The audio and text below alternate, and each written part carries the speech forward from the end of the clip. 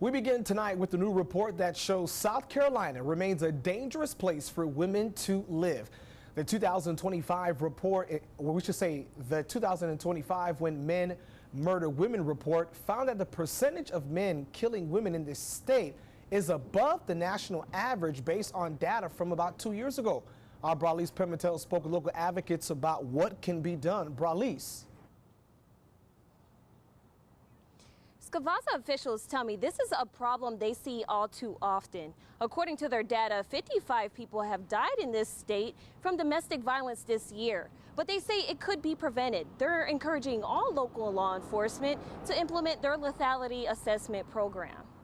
Sadly, we as a state are routinely ranked as having a lethality rate, that's when a homicide takes place within a domestic violence relationship, at a higher rate than the national average. Sarah Barber, with the state's Coalition Against Domestic Violence and Sexual Assault, is concerned about the state's domestic violence rate. Every October, the Attorney General's office honors the lives lost to domestic violence during the silent witness ceremony. Barber says there are more than 30,000 incidents law enforcement responds to each year, but only 50 to 60% are reported. She says it could be prevented with their lethality assessment program. And it helps law enforcement make decisions on scene about the potential lethality of a situation.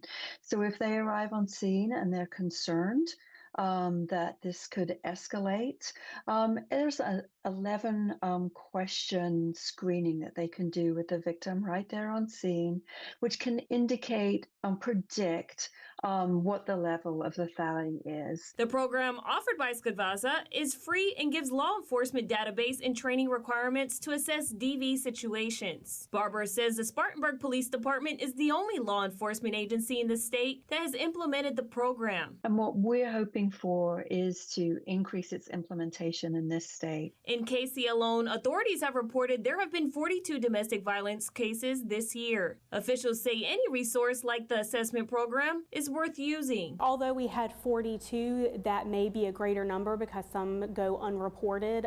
Sometimes there are victims that they go through 7 domestic violence situations before they even call law enforcement. Ashley Milbourne, a community victim advocate with KC Police, says they're open to the idea to help as many victims as possible. KC Police officers say the impact will go beyond the department. I think it's important that we look at the broader picture here, is that many families are impacted by domestic violence. It's not just the victim, it's not just the assailant, but it's children that's involved in these cases, which kind of bleeds over into the school. I work at the school, and seeing that how children are impacted with their education, different type of behavioral issues, emotional problems, even problems with learning, and that teachers are being faced with these type of issues even in the classroom.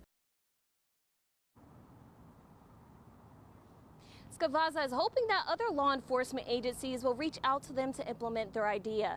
KC Police say their chief is open to the idea.